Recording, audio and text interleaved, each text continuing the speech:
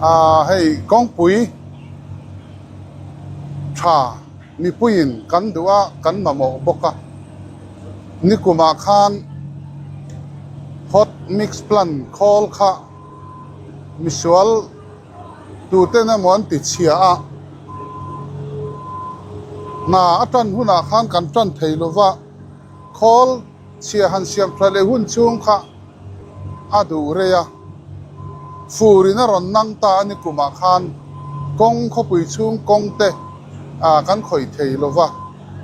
ama ro chu sarkarin ruam han na mu mal tak nein season lo am le ma sapirata na khoi turin ruam man na asiama chu tiang chon hei thal hunaron in her chua ve in kho pui chung kong siam na hi thong nga la nia PWD department ten sakom ma an tang boka driver truckin na an thoka kan mu chin ai chuan kong siam po hi an vil uluk boka a that khatin kan fria a kenyang mi moltan po tin company ho po an sakom an uluk khop maya kong chia siam kha an tum lo ve mo ti tur khopin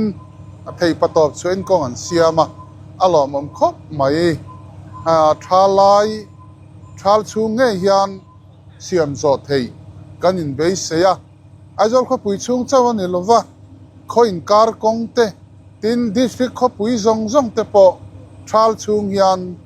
black topping hi ti zo man kan be seya ni amar chu pathian thu ani chu mi hring ena kan in ruam man dan ani a pathian kuta kan oma pathian thu ani e mi hring tum dan chuan aizol kho pui mai ba ka district kho pui zong zong te po tho zong man kan in be sei ani It's okay. I just here to do the best quality work, and as you see, the work is, I think, very good progress, and we are planning to complete the road by the March. March ending, we will try to complete the whole project. So after the rain, it will not work properly.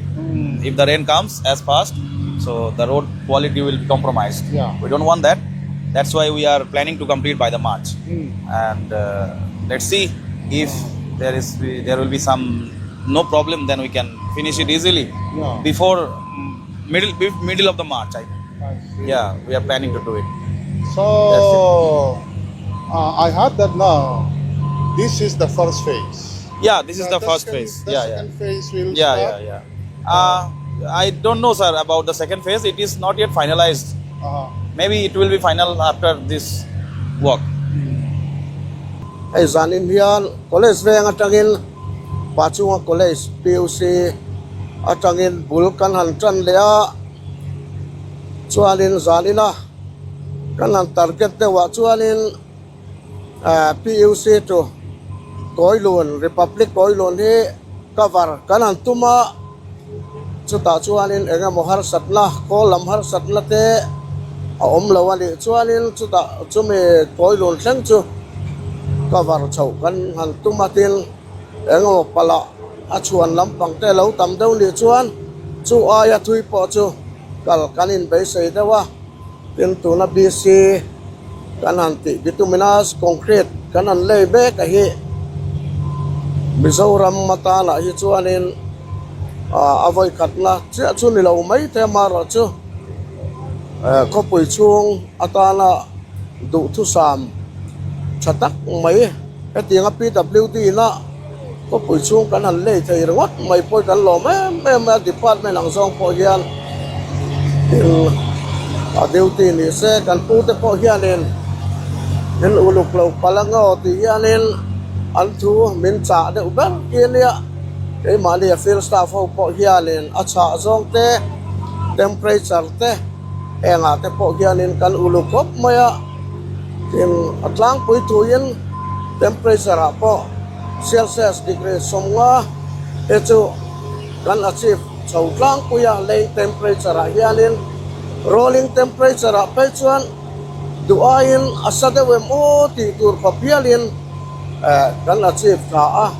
an purna an laviu na chunggen an ron ku tha chu wa chon temperature he an ron du uluk riau maya company lampo hi an fakomang reng khop pin kan sia tin thickness a hianin loose thickness a hian 40 mm hi alusa loose thickness tur ami hi aya niam ni lo se ti alia 30 mm a compact ruin chuak turangai alita a chung te po chu 50 mm don thoa an lei te po hi atam zok ki din kan sia kan han dip patang hi chuanin tin kan pong te hi alo rual rem lu tup lo te wa chunga chuan achena 50 an cross om line achena 35 ang te po hi a om ve lok tawa amaro chu tlang pui tuin a thickness a po hianin loose thickness a hian kan hol theila yan ya rotor arena roll to nu hian control a har to wang hian a loose thickness kan ngai poi mo ma chunga chuan thickness po hi kan achieve thang reng khop pin kan sia